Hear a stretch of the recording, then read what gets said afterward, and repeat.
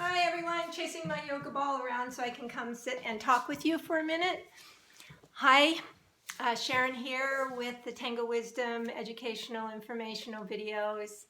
And we've had some questions about, could we just talk about basic tango information, milongas, códigos. So the códigos are really important, and those are the unspoken rules or codes of the milonga. The most important one that I think would be wise to learn how to use it and adapt it to your way of asking people to dance is the cabeceo. So in Argentine tango and in Buenos Aires, they use a way of inviting someone to dance by visually looking at you and then nodding, which is asking you to dance. And you can accept by just nodding back, yes, I want to dance with you. Or if you're a little unsure, you just don't want to dance, or your feet hurt, or whatever the reason is for you not wanting to dance, you can look away. Or you cannot meet their mirada. So the look is called the mirada. So if I'm just looking at you and I'm smiling and I'm not doing anything, but if I nod my head, that means I'm asking you to dance or I'm accepting a dance.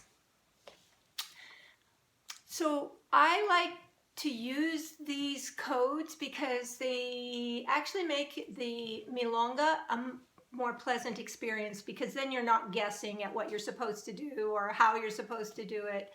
So the cabeceo I think it was created anyway, to get out of the idea of obligation and entitlement.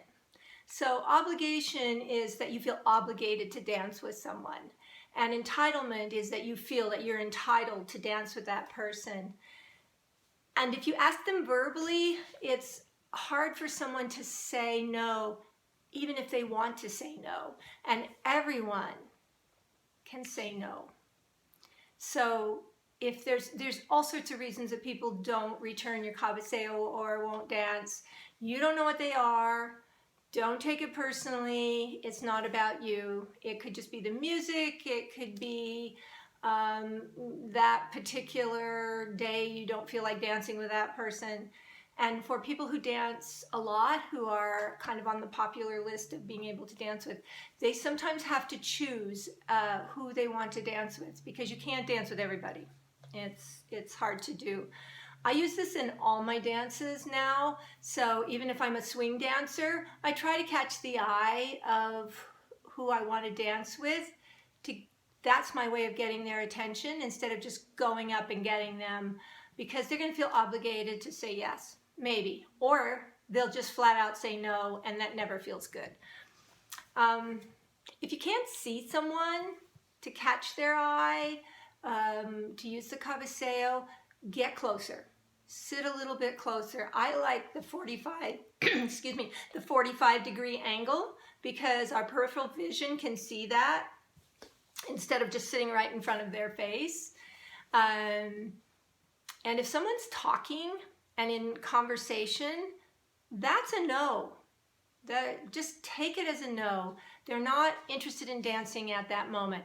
You can always look at them, and believe me, those who are used to this, using the cabeceo, we know when you're looking at us, and it's registered in our brain. And later on, perhaps we'll return the cabeceo when we want to dance.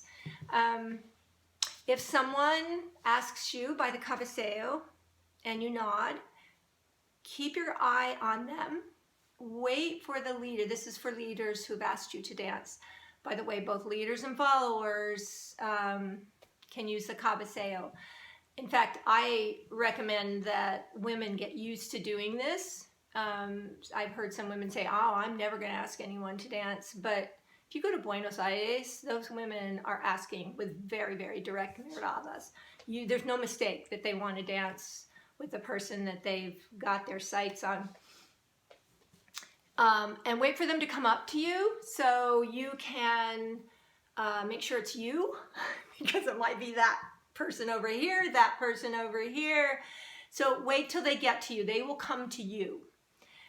Leaders, go to them and make sure that you've got your eye on them, because We don't want to mix those up. When you go to the floor, let your leader step onto the floor first, because that leader, you're going to cabeceo the leader who's coming around the ronda, and make sure that they see you so that you don't disrupt their dance. So you want to cabeceo the leader. He's going to nod, she's going to nod. That means you can go onto the floor. Leader step onto the floor, follower onto the floor in front of them, because they are there to protect you. And then get on with your dance. Some leaders will cabeceo in the middle of a tanda because they're not quite sure. These are probably the really good leaders, and they see that you want to dance with them, but they don't really know who you are. And because tandas are set up in 3 to 4 songs, they may wait for the first 1 or 2 songs and then dance with you. So just understand that that's a way to make sure that they take care of themselves as a leader, and that they're not feeling obligated to finish a tanda that might not be as pleasant for them. Again, many reasons to do that. Try not to cabeceo during a cortina.